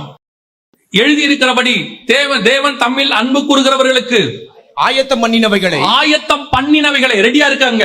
ஆயத்தம் பண்ணினவைகளை கண் காணவும் இல்லை, நம் கண்கள் காணவும் இல்லை, காது கேட்கவும் இல்லை, அவைகள் மனுஷனுடைய இருதயத்தில் தோன்றவும் இல்லை. தோன்றாதானே காத்திருப்போம். அத பத்தின ஏதாவது ஒண்ணு வந்தாதானே காத்திருப்போம். அப்படி ஒன்னே வரலையாமா. ஆனால் நமக்கோ தேவன் அவைகளை தமது ஆவியினாலே வெளிப்படுத்தினார். ஆனால் தேவன் அவைகளை தமது ஆவியினாலே வெளிப்படுத்தினார். யாருக்கு? நமக்கோ. அப்ப இந்த வெளிப்பாடு உனக்கு வரணும். எது வரணும் உங்களுக்கு தெரியுமா? எனக்கு ஒன்று வச்சிருக்கிறார் ஆண்டவர், ஆயத்தம் பண்ணி வச்சிருக்காரு. என் ஓட்டம் அங்கத்தான் முடியும், என் ஓட்டம் அங்கத்தான் முடியும். அதத்தான் சாரணம் அழகா சொல்லுவாங்க, எந்த ஓட்டம் ஜெயத்துடன் முடியும், அந்த நாடு சுதந்திரிப்பேன். நான் இங்க செத்துட்டு வர வரைக்கும் காத்திருப்பேன். அந்த அம்மா குடிக்க மாட்டாங்க, அந்த அம்மா அப்படி முடிப்பாங்க. எந்த ஓட்டம் ஜெயத்துடன் முடியும், அந்த நாடு நான் சுதந்திரிப்பேன். அதுலதான் போய் என் ஓட்டம் முடியுங்கிறாங்க. இப்போ உங்க விஷன், என் விஷன், ஃபர்ஸ்ட் விஷன் இருக்கு உங்களுக்கு. நல்ல ஆவிக்குரிய வாழ்க்கை வாழணும். நல்ல கவனிங்க, லோத்து நீதிமான் தான், மாற்று கருத்தே இல்ல. பைபிளே சொல்லுது, நீதிமானாகிய லோத்து அப்படின்னு சொல்லுது. லோத்து நீதிமான் தான். ஆனால் அது பாவம்னு அவனுக்கு தெரியுது. சோதம் என்பது பாவம். 2வது, அது உள்ள நம்ம இருக்க கூடாதுன்னு அவனுக்கு தெரியுது. அதனால அவர் எங்க போய் உட்கார்ந்துட்டாரு? சோதோமின் வாசல்ல. 3வது, அந்த பாவத்துல நம்ம கலந்துடக்கூடாதுன்னு யாரோட என்ன பண்ணல, அவர் சேரல. ஆனா அவருக்கு இல்லாத ஒரு விஷயம் என்ன தெரியுமா? நாளைக்கு சோதம் அழிய போகுதுன்னு அவருக்கு தெரியாது. அவருக்கு என்ன தெரியாது? ஏனோக்குக்கு தெரியும் கர்த்தர் நியாயம் தீர்க்க போகிறார். நான் சொல்றது உங்களுக்கு புரியுதா? ஏனோக்குக்கு தெரியும் கர்த்தர் என்ன செய்ய போறாரு, நியாயம் தீர்க்க போகிறார். அதனாலேயே அவர் தேவனோடு கூட சஞ்சரித்தார், காணப்படாமல் போனார். ஆனா லோத்துக்கு நீதிமான் தான், பாவம் செய்யாதவன் தான், பாவம் செய்ய கூடாதுன்னு அவனுக்கு தெரியுது. ஆனால் அடுத்து வரக்கூடியதான நியாய தீர்ப்பு என்னன்னு அவனுக்கு தெரியல. அவர் சோதம்ல போய் உட்கார்ந்துக்கிட்டார் வாசல்ல. மறுநாள் அழிய போகுது, அன்னைக்கு நைட் அழிய போகுது, அது தெரியல. அதனுடைய டிராபேக் என்ன தெரியுமா? இப்போ நியாய தீர்ப்பு செய்யற 2 பேர் வந்துட்டாங்க. இப்போ அவங்க சொல்றாங்க நைட் அழிய போதுன்னு. இவர் போய் யாரையாவது இருந்தாலும் கூட்டு வான்றாரு. 2 மருமகனை கூப்பிடுறாரு. 2 பேரும் இவரை என்ன பண்ணா? பரியாசம் பண்ணினா. அப்படின்னா என்ன அர்த்தம்? இவருக்கு அந்த விஷன் இல்ல, இருந்திருந்தா அதை அவன் மருமகனுக்கு அவர் சொல்லியிருப்பாரு. இந்த சோதம் ஒரு நாள் நிச்சயம் அழியும், கர்த்தர் கொண்டு வருவாரு, அந்த அழிவிலிருந்து நம்ம தப்பிக்கணும்பா, அந்த அழிவு நம்ம தப்பிச்சு வெளியே போயிடணும்னு இவருக்கு அந்த விஷன் இருந்திருந்தாதான் இவர் மருமகன்ட்ட சொல்லியிருப்பாரு. நோவாவுக்கு அந்த விஷன் இருந்துச்சு, மருமகள்கள் உள்ளே போயிருச்சு. லோத்துக்கு அந்த விஷன் இல்ல, மருமகன் வெளியே வரல. புரியுதா உங்களுக்கு? இந்த செகண்ட் விஷன் இருக்கணும். அதுக்கு தான் சொல்றேன், இனி வரக்கூடியதான பத்தின விஷன் இருக்கணும். இன்னைக்கு சபைக்கு இப்பத்தி விஷன் இருக்கு. பரிசுத்தமா இருக்கணும், உண்மையா இருக்கணும், நீதியா இருக்கணும், பாவம் செய்யக்கூடாது, அவங்களுக்கு நல்லது செய்யணும், நாம தான தர்மம் பண்ணணும். கரெக்ட், இது ஃபர்ஸ்ட் விஷன். உனக்கு 2வது விஷன் இருக்கா? எப்ப வேணாலும் கர்த்தர் வருவார், எப்ப வேணாலும் நியாய தீர்ப்பு நடக்கும். கர்த்தருடைய நாள் இரவிலே திருடன் வருகிற விதமாய் வரும். ஆனா நீங்க என்ன சொல்றீங்க? அது வரும், இப்போலாம் சான்ஸ் இல்ல, இன்னும் எவ்வளவோ காரியம் இருக்கு. லோத்து நீதிமான் தான், ஆனா இன்னைக்கு வரும்னு அவனுக்கு தெரியாது. இன்னைக்கு வரும்னு தெரியாததுனால அவன் குடும்பத்தையும் அவன் ஆயத்த பண்ணல. லோத்துவின் மனைவி ஆயத்தப்படல. இயேசு சொல்றாரு, லோத்துவின் மனைவியை நினைத்துக் கொள்ளுங்கள், அவள் திரும்பி பார்த்து. ஆண்டவர் சொல்றாரு, வயலில் இருக்கிறவன் திரும்பாது இருக்க கடவன். அப்படின்னா என்ன அர்த்தம்? அவங்களுக்கு நல்ல நீதிமான்கள், பரிசுத்தவான் தான். நல்ல சர்ச்சுக்கு வரவங்க, தசமாங்காணிக்கு கொடுக்கறவங்க, ஏன் ஊழியம் கூட செய்வாங்க. ஆனா வரக்கூடிய விஷன் அவங்களுக்கு இல்ல, செகண்ட் விஷன் இல்ல. இந்த விஷன் மோசேக்கு இருக்கு. மோசே சொல்றாரு, எல்லாம் ஓகே, பாட அனுபவிச்சாச்சு, இனி வரும் பலன் மேல் நோக்கமாகி எல்லாம் வந்துருச்சு. ஆண்டவர் சொல்றாரு, நோ மோசே, நீ கானானுக்கு போல. ஆண்டவரே அவ்வளவுதானா? ஆனா உபாகமத்துல சொல்றாரு, நான் கடந்து போய் அந்த நல்ல தேசத்தையும் அந்த நல்ல மலையையும் லீபனானையும் பார்க்க ஆவலாய் இருந்தேன். இங்கதான் மோசேயோட செகண்ட் விஷன் தெரியுது. என்ன கானானுக்கு நீங்க போக சொன்னீங்க, உண்மைதான். நான் ஏன் கானானுக்கு போகணும்னு ஆசைப்பட்டேன் தெரியுமா? அங்க போய் ஒரு மலையை நான் பார்க்க விரும்புறேன். எந்த மலை? எருசலேமை சுற்றிலும் பர்வதங்கள் இருக்குமா போல. நிறைய மலை இருக்குது. ஆனா மோசே மலைகள்னு சொல்லல. என்ன சொல்றாரு? அந்த மலையை, எந்த மலை தெரியுமா? நான் இங்கே கானானுக்கு உள்ளே போறனோ இல்லையோ தெரியாது, நான் சாகரனோ இல்லையோ தெரியாது, நீங்க கொண்டு போய் என்ன புதைப்பீங்களோ என்னமோ எனக்கு தெரியாது. ஆனா ஒரு நாள் வரும், அங்க ஒரு மலை இருக்கு. அந்த மலையில என்னுடைய நேசரை நான் முகமுகமாய் காண்பேன். நாங்க ரெண்டு பேரும் ஒரே மலையில உட்கார்ந்து பேசுவோம். அந்த நல்ல மலையை நான் பார்க்க ஆவலாய் இருந்தேன். இதான் செகண்ட் விஷன். அந்த விஷன் இருந்துச்சுன்னா இங்க நடக்கிறத பத்தி நீங்க கவலையே பட மாட்டீங்க, இத பத்தி யோசிக்கவே மாட்டீங்க. இது தானா நடக்கும். இந்த வேலையை நம்ம செய்யணும், ஊழியமும் பண்ணணும், குடும்பத்தை பார்க்கணும், வேலைக்கு போகணும், சம்பாதிக்கணும். ஆனா இது அல்ல, இதிலும் மேன்மையான இன்னொன்னு எனக்கு இருக்கு. அதுதான் என்னுடைய முடிவு, டெஸ்டினேஷன். அது ஓபன் ஆகாதவன் அதுல போய் ரீச் ஆக முடியாது. அப்ப என்ன ஆகும்? நல்லா படிக்கணும், சம்பாதிக்கணும், வேலைக்கு போகணும். பையனுக்கு என்ன சொல்லி கொடுப்போம்? டே நல்லா படிடா, இல்ல நீ நடுத்தரல நிப்ப. படிச்சா தாண்டா வேலை, நாளைக்கு இன்னைக்கு சம்பாதிச்சா வேலை. அவன் படிச்சான், சம்பாதிச்சான், இப்ப எல்லாம் இருக்கு. பையன் சிகரெட் பிடிக்கிறவனா மாறிட்டான், பையன் குடிக்கிறவனா மாறிட்டான். இல்ல பையன் அது கூட இல்ல, நல்ல நீதிமானாவே இருக்கிறான், விஷன் இல்லாதவனா இருக்கிறான். உங்களை மாதிரி ஆவிக்குரிய விஷன் அவனுக்கு இல்ல. ஏன் இல்ல? நீங்க அவனுக்கு இந்த ஃபர்ஸ்ட் விஷனை கொடுத்தீங்க, செகண்ட் விஷனை சொல்லி கொடுக்கல. ஆண்டவர் திருப்பி திருப்பி சொல்வாரு, உன் பிள்ளைகளுக்கு உன் கண்களுக்கு நடுவே உன் கரங்களில இதெல்லாம் செஞ்சதை எல்லாத்தையும் எழுதி போடும் பாரு. பின்னாடி நடக்கணும், எல்லாம் சந்ததி சந்ததியா போகணும், அவனுக்கு வந்து சேரணும் எல்லாம். இன்னைக்கு முதல் விஷனோடு கூட ஓடுகிற கூட்டம், நீ பார்க்கிற பூமி எதை பாக்குறீங்க? இதைத்தான் பார்த்துக்கிட்டு இருக்கிறீங்க. இதையும் தாண்டி ஸ்பிரிச்சுவலா பார்க்கணும். எனக்கு ஒன்று நியமிக்கப்பட்டிருக்கிறது, அதை நான் வாஞ்சையாய் தொடர்கிறேன். அதுதான் என்னுடைய டெஸ்டினேஷனாக இருக்கணும். அதை நோக்கி நான் ஓடணும். அதை என் கண்கள் காணவும் இல்லை, என் காதுகள் கேட்கவும் இல்லை. ஆனால் நமக்கோ அதை ஆவியிலே கர்த்தர் வெளிப்படுத்தியிருக்கிறார். இப்ப நாம அந்த விஷன் ஓபன் ஆனவங்களா இருக்கிறோமா? இல்லை. இதோட சர்ச்சுக்கு வர்றதுக்கு காரணம் என்ன? சர்ச்சுக்கு வர்றதுக்கு காரணம் என்ன? நல்ல ஆண்டவர் ஆசீர்வதிச்சு 10 வருஷத்துக்கு முன்னாடி இந்த சர்ச்சுக்கு ஒண்ணும் இல்லாம வந்தேங்க. இப்ப கர்த்தர் எனக்கு வீடு வாசல் எல்லாம் கொடுத்திருக்கிறாரு. அந்த சர்ச்சுக்கு நான் போனதுல கூப்பிடுறவனே என்ன சொல்லி கூப்பிடுவீங்க? அந்த சர்ச்சுக்கு வாங்க, கர்த்தர் உங்களை பணக்காரனாக்குவாரு. அது ஒரு சர்ச்சோடைய ஃபெயிலியர். அது சர்ச்சோடைய ஃபெயிலியர். அந்திரேயா கூப்பிடும் போது எப்படி கூப்பிட்டான் தெரியுமா? வா மேசியாவை பார்க்கலாம். என்ன சொல்லி கூப்பிட்டான்? வா மேசியாவை பார்க்கலாம். வா பணக்காரனாக்குற கடவுளை பார்க்கலான்னு சொல்லல. வா 5000 பேருக்கு அப்பம் கொடுக்கிற தேவனை பார்க்கலான்னு சொல்லல. அவன் சொன்னான், வா மேசியாவை பார்க்கலாம். இதுதான் உங்கள் சபைக்கு கூப்பிடுறதுக்கு அடையாளமா இருக்கணும். எதுக்குங்க அந்த சர்ச்சுக்கு என்ன கூப்பிடுறீங்க? அந்த சர்ச்சுக்கு நீ வா, கண்டிப்பா பரலோகத்துக்கு போவ. அந்த சபையில சத்தியம் இருக்கிறது, அது பரலோக விஷனோடு இருக்கிறது. கர்த்தர் நிச்சயம் அங்கே போனா பரலோகத்துக்கு கூட்டு போவார். நான் எங்க சபைக்கு முதல்ல போகும்பொழுது, எங்க பாஸ்டர் கிட்ட போகும்போது, நாங்க ஆசீர்வாதத்துக்காக போகவே இல்லை, எந்த தேவைக்காகவும் போகல, என்ன சத்தியத்துக்காக தான் கூட்டிட்டு போனாங்க. ஆனா அங்க போக போக எனக்கு ஒண்ணு மட்டும் நல்லா தெரிஞ்சிச்சு, அங்க நிச்சயம் கண்டிப்பாக பரலோகத்துக்கு போறதுக்கான எல்லா காரியமும் அங்க இருந்துச்சு. எங்க பாஸ்டர் அப்படித்தான் எங்களுக்கு போதிச்சு கொடுத்தாங்க. 14 கிட்டத்தட்ட 12 வருஷம் அங்க உட்கார்ந்து இருந்தாங்க.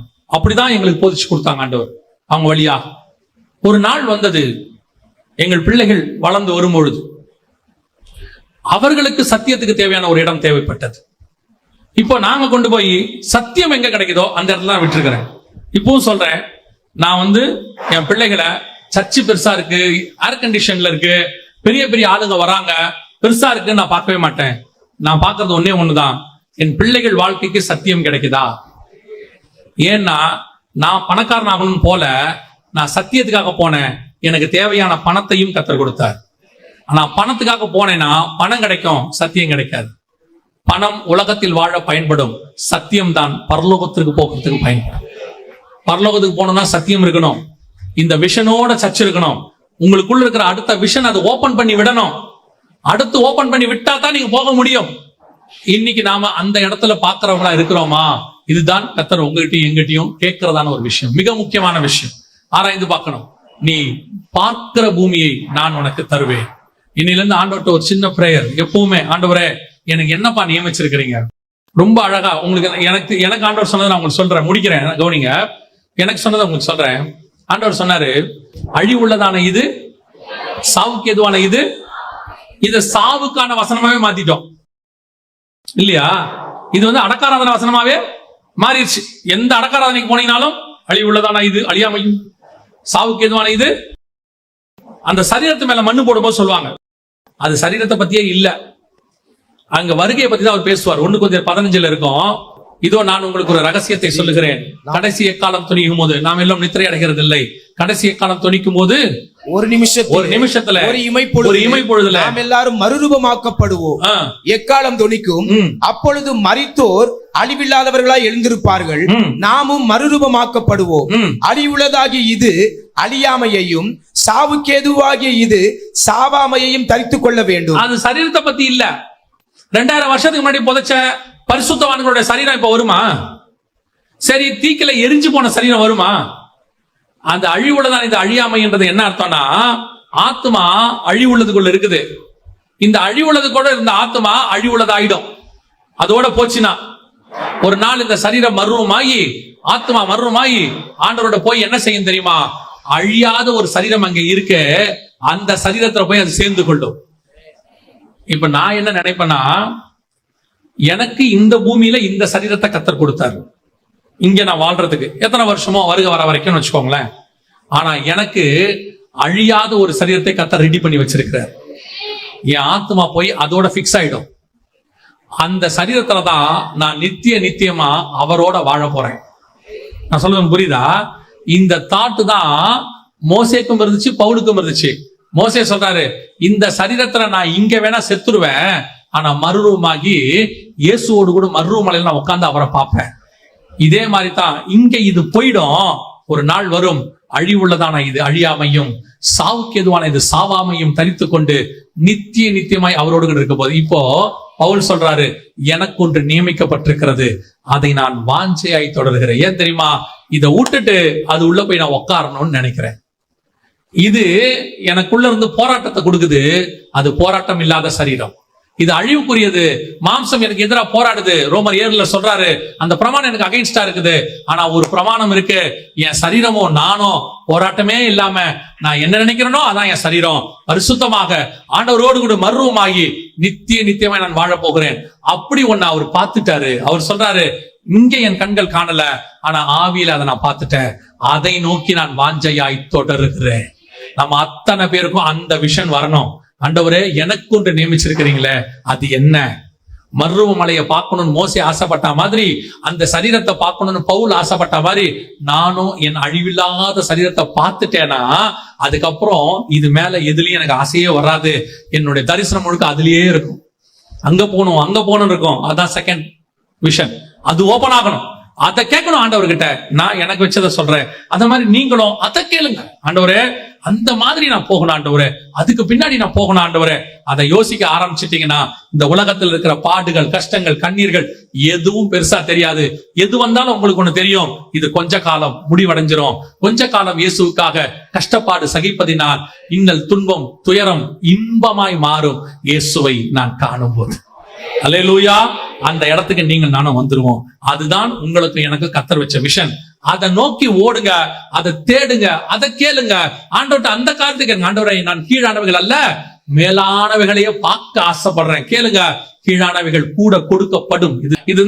இதெல்லாம் ஆண்டவர் சும்மா ஜஸ்ட் லைக் தட் கொடுத்துட்டு போயிடுவார். உண்மை உள்ள மனுஷன் பரிபூர்ண ஆசீர்வாதங்களை பெறுவான். என்ன வேணுமோ அதை கர்த்தர் கொடுத்துட்டு போயிட்டே இருப்பாரு. இதுக்காக உங்க லைஃபை வேஸ்ட் பண்ணாதீங்க. அது ஸ்பிரிச்சுவலி வேஸ்ட் பண்ணாதீங்க. ஒவ்வொரு நாளும் நான் பார்க்கிறது அதுவா இருக்கணும், நான் நடக்கிறது அதுவாக இருக்கணும், நான் சிந்திக்கிறது அதுவாக இருக்கணும். அதுதான் எனக்கு வாக்குத்தத்தம் பண்ணப்பட்டது. நான் அங்கே போய் வாசம் பண்ண போகிறேன். அல்லேலூயா. நாம் ஜெபிக்க போகிறோம். எந்திரிக்கலாமா தேவ சமூகத்துல? கொஞ்சம் இந்த பூமிக்குரியதெல்லாம் விட்டுட்டு ஒரு 5 நிமிஷம், ஆண்டவரே, எனக்கு என்னதான் வச்சிருக்கிறீங்க? அதை கொடுக்கறதுக்காக தான் நீங்க பூமிக்கு வந்தீங்க.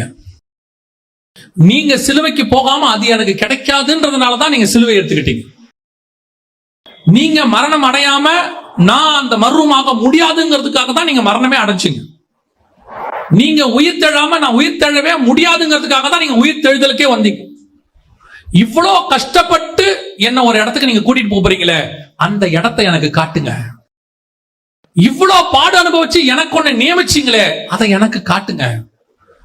என் ஆசையெல்லாம் அதுவா இருக்கட்டும், என் வாஞ்சையெல்லாம் அதுவா இருக்கட்டும். இந்த கீழானவைகளை நான் நேசிச்சு ஓடினது போதும். அப்படி சொல்லி பாருங்க. நான் கிறிஸ்துவினுடைய ஸ்தானாதிபதியாய் சொல்லுகிறேன், நீ அதை நோக்கி ஓடு. பூமிக்குரியது என்னவோ அது தானாய் வரும். நீங்க ஆசைப்பட்டதெல்லாம் மறந்துரு பாருங்க, அதெல்லாம் உன் காலுக்கு கீழே கொண்டு வந்து கொட்டுவதற்கு கர்த்தர் வல்லமை உள்ளவராய் இருக்கிறார். அதுக்கப்புறம் நீங்க விருப்பம் கூட பட மாட்டீங்க, அது மேல ஆசையெல்லாம் இருக்காது. என் ஆசையெல்லாம் நீர்தானே, என் தேவையெல்லாம் நீர்தானே, அப்படி போயிருவீங்க. உங்க எண்ணம், உங்க சிந்தனை, உங்க விருப்பம் எல்லாம் அதுவாயிரும். என்னப்பா வச்சிருக்கீங்க எனக்கு, எனக்கு நியமிச்சது என்னப்பா? நான் அழிவில்லாததை போய் சுதந்திரிக்க போன அழியாதது என்னதுப்பா? நான் அதை நான் பார்க்கணும். இங்க இருக்கும் போதே பார்க்கணும், தூரத்திலேயாவது நான் கண்டு அதை பார்க்கணும். ஆபிரகாம் அவருக்கு உண்டானதை பார்த்தாரே, மோசே அவருக்கு உண்டானதை பார்த்தாரே, பவுல் அவருக்கு உண்டானதை பார்த்தாரே.